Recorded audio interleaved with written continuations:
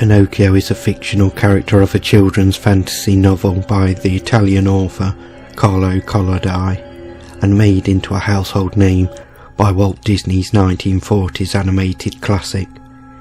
But the original tale is one much darker than Disney's sanitised version.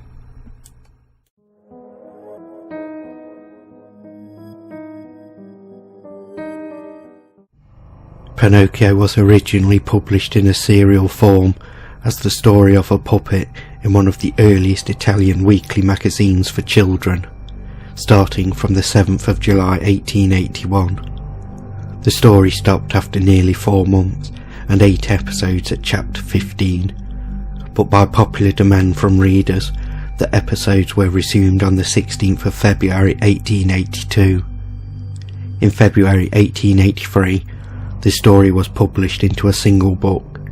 Since then, Pinocchio has been one of the most popular children's books, though it has changed over time. The original tale begins with a carpenter named Master Antonio finding a log that he plans to carve into a table leg.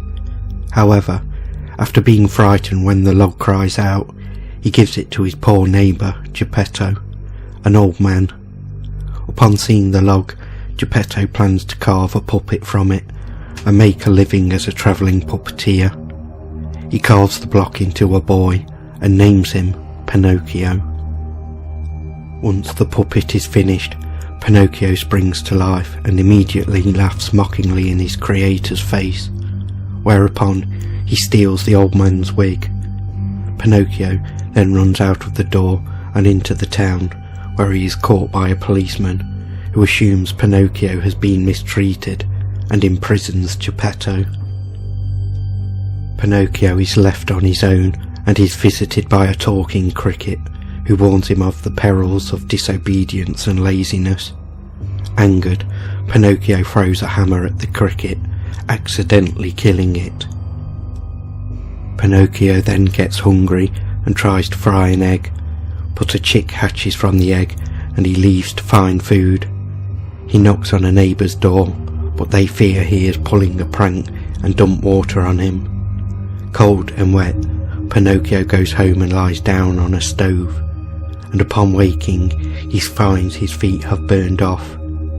Geppetto is later released from prison and makes Pinocchio a new pair of feet. In gratitude, Pinocchio promises to attend school, and Geppetto makes him a suit of clothing consisting of a dress made from flowered paper, tree bark shoes, and a cap made of dough, and sells his only coat to buy him a school book. On his way to school the next morning, Pinocchio encounters the great marionette theatre and sells his schoolbook to buy a ticket. During the performance, the puppets Harlequin, Pulcinella and Signora Rosaura call out to Pinocchio. This angers the puppet master, and he decides to use Pinocchio as firewood to cook his dinner. However, after Pinocchio pleads for his salvation and he learns of Geppetto's poverty, the puppet master releases him and gives him 5 gold pieces. On his way home, Pinocchio meets a fox and a cat. The cat pretends to be blind and the fox pretends to be lame. A white blackbird then tries to warn Pinocchio of their lies, but the cat eats it. The two convince Pinocchio that if he plants his coins in the fields of miracles outside the city, they will grow into a tree with gold coins. They stop at an inn where they trick Pinocchio into paying for their meals and flee after telling the innkeeper to tell Pinocchio they would meet him at the field of miracles in the morning. As Pinocchio sets off, the ghost of the talking cricket appears and tells him to go home and give the coins to his father. Pinocchio ignores his warnings again, and as he passes through a forest, the fox and cat, disguised as bandits, ambush and rob him.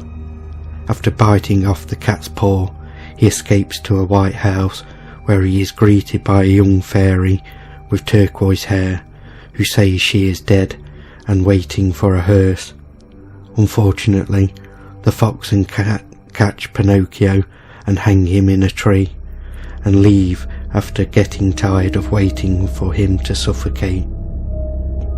The fairy has Pinocchio rescued and calls in 3 doctors to evaluate him.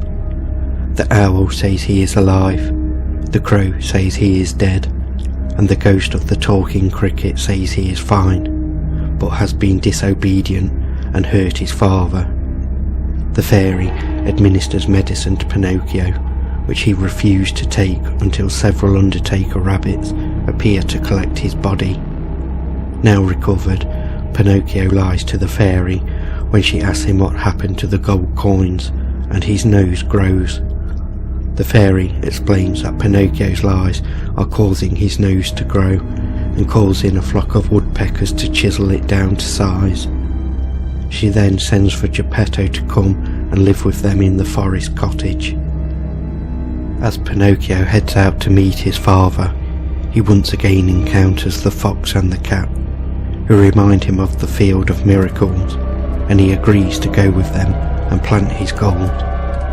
Once there, Pinocchio buries his coins and leaves to wait 20 minutes for it to grow.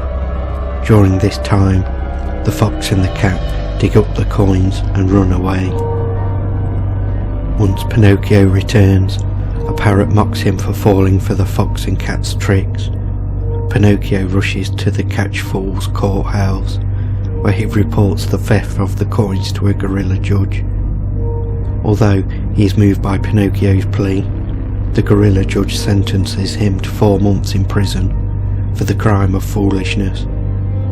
Unfortunately, all criminals are released early when the Emperor of Catchfools declares a celebration following his army's victory over the town's enemies. As Pinocchio heads back to the forest, he finds an enormous snake with a smoking tail blocking the way. He asks the serpent to move, but it remains completely still, and he assumes it is dead. He begins to step over it, but suddenly it rises up and hisses at him, toppling him over on his head. Struck by Pinocchio's fright and comical position, the snake laughs so hard he bursts an artery and dies. Pinocchio then heads back to the fairy's house in the forest, where he sneaks into the farmer's yard to steal some grapes. He is caught in a weasel trap and encounters a glowworm, where the farmer finds him and ties him up in his doghouse. When Pinocchio foils the chicken-stealing weasels, the farmer frees him as a reward. Pinocchio finally returns to the cottage, but there he finds nothing but a gravestone and believes the fairy has died.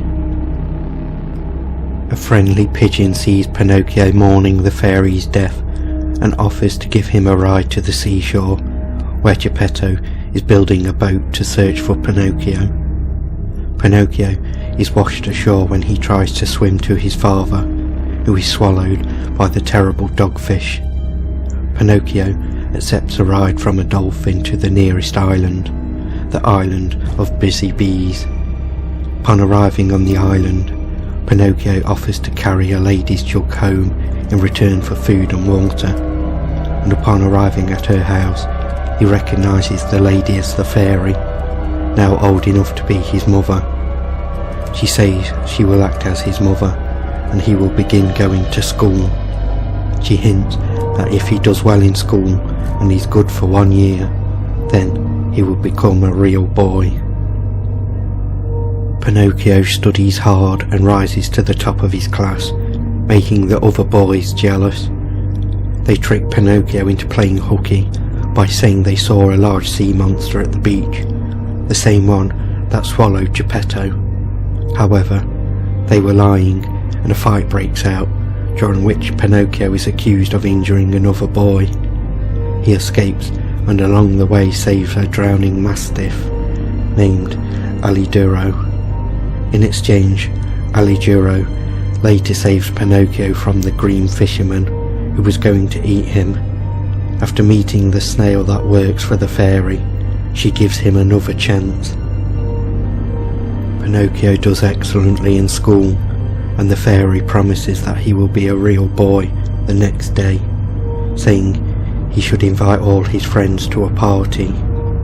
He goes to invite everyone, but he is sidetracked after meeting Candlewick, one of his closest friends, who tells him he is heading to a place called Toyland, where children play all day and never work or study. Pinocchio goes along with him, and they have a wonderful time for the next 5 months. One morning in the 5th month, Pinocchio and Candlewick awake with donkey's ears. A marmot tells Pinocchio that he has gotten donkey fever, as boys who play and never study or work turn into donkeys. Soon, both Pinocchio and Candlewick are fully transformed, and Pinocchio is sold to a circus where he is trained to do tricks, until he falls and sprains his leg after seeing the fairy in one of the box seats. The ringmaster then sells Pinocchio to a man who wants to skin him and use his hide to make a drum, and throws him into the sea to drown him. But when he goes to retrieve the corpse, he finds Pinocchio, who explains that the fish ate all the donkey skin off him, and he is now a puppet again. Pinocchio dives back into the water and swims out to sea, where a terrible dogfish appears and swallows him. Inside the dogfish, Pinocchio unexpectedly finds Geppetto, and they escape with the help of a large tuna and look for a new place to live. Pinocchio and Geppetto encounter the fox and the cat, who are now impoverished and lame and blind respectively. They plead for food and money, but Pinocchio rebuffs them and tells them that they have earned their misfortune. Geppetto and Pinocchio then arrive at a small house, which is home of the talking cricket. The talking cricket says they can stay, and reveals that they got his house from a little goat with turquoise hair. Pinocchio gets a job doing work for a farmer, and recognises their dying donkey as his friend Candlewick. After long months of working for the farmer and supporting the ailing Geppetto, Pinocchio goes to town with the 40 pennies he has saved to buy himself a new suit. He discovers that the fairy is ill and needs money, and gives the snail he met back on the island of busy bees all his money. That night, he dreams that he is visited by the fairy, who kisses him.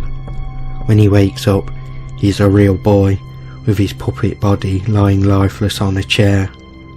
The fairy has also left him a new suit, boots, and a bag which contains 40 gold coins. Geppetto also returns to health. According to extensive research by the UNESCO sources in the late 1990s, the tale had been translated into 260 languages worldwide, making it one of the world's most translated books and one of the best-selling books ever published. No doubt, the cautionary tale of Pinocchio will be told for generations to come.